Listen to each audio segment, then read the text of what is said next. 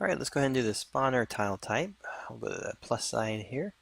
Default tile set, you can go down to your spawner.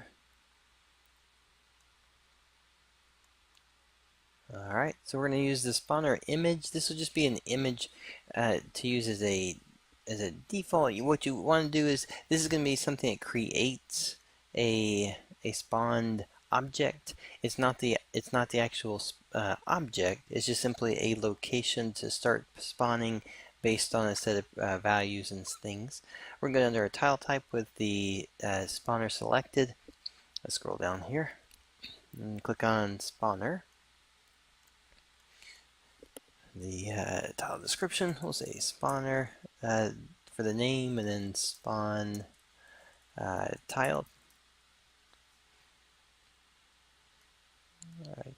General, we'll leave it inside the scene right now and visible in game. Eventually, if you don't have, like, the image itself could be like a treasure chest, and when you walk up to it, opens and then spawns an item.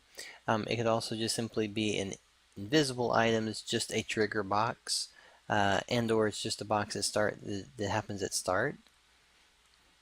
Alright, I'm going to go ahead and set this one to the offset on the -4 and choose the thumbnail. Colliders will turn off for this one. Now, again, the tile animation, tile triggering, you can enable them if you wanted to use that specific part for it. For what we're going to do, we're actually on the spawn settings. We're just going to leave the enable spawner at start. So it's going to just automatically start spawning. So if it's connected to a coin, when you push play and you go to the scene, you're going to have a coin there. For the option here, just so you kind of have an idea of how that works as well, if you want it to be triggerable, then be sure you enable spawner on trigger. So we could turn this off, say this, and then when the player walks into the trigger box, it would spawn it.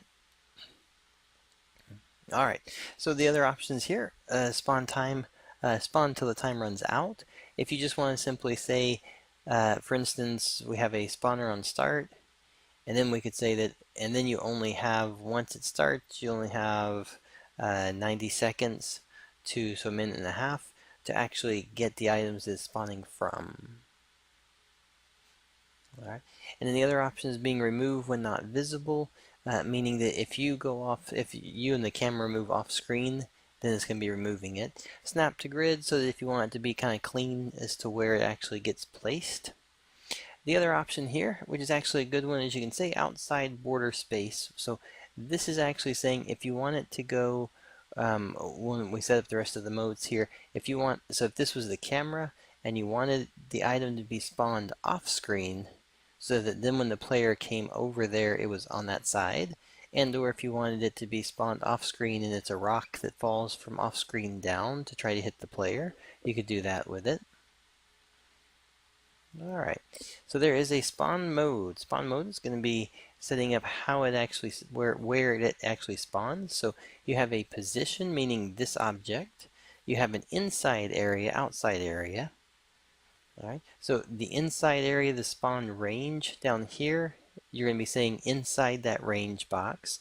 Outside means outside whatever the range box is. And it can also be just full screen on that side. Spawn mode, so once you have it, you can set it for once, group, or random. So the group is just going to be the full list of whatever you have the brush selected on. You might have something that's a coin, a heart, a star, and you just want to simply have it go through each one randomly or through the whole group. And then of course you can do it where it just goes through at once. If you can do it this way as well, you can check if the space is occupied before it spawns, so it won't spawn in that spot. If the collider is on for the other object, if the collider is turned off for the other object, then it's going to assume that you can actually put it there.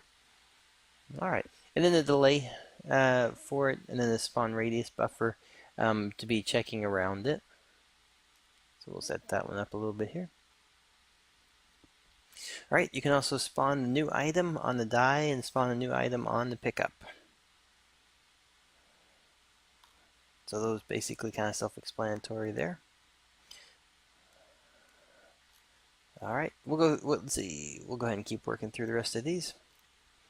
So spawn start position, based on this object, where are you saying you want it to start?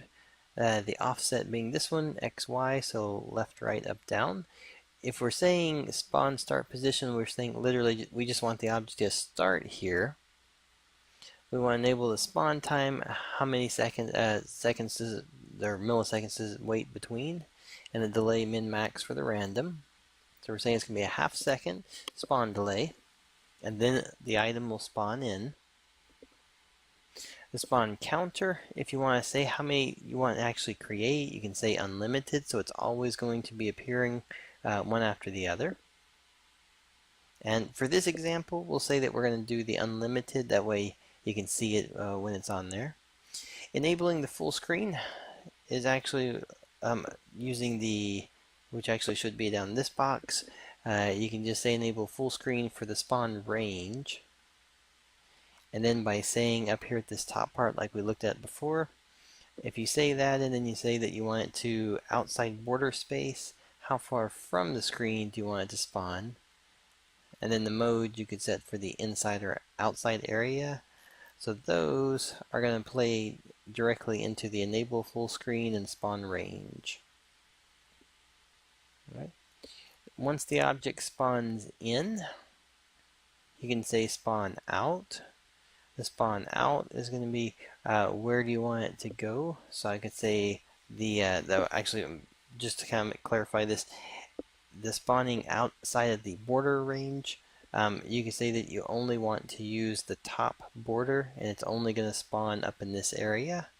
Or you could say that you only want to use the left border of the screen and it only spawns to the left side. Right. And then the last part is the spawn wave. Unlimited waves, you can have a number of waves, and then the delay between the min and the max for how each of the waves behaves.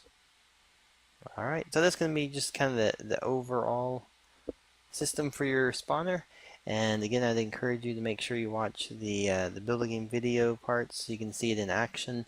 You can do quite a lot with a spawner, especially when it comes to adding those adding the elements that really just kind of create interaction inside of the world for the player, grabbing things, getting things, finding stuff. Alright, so there you go.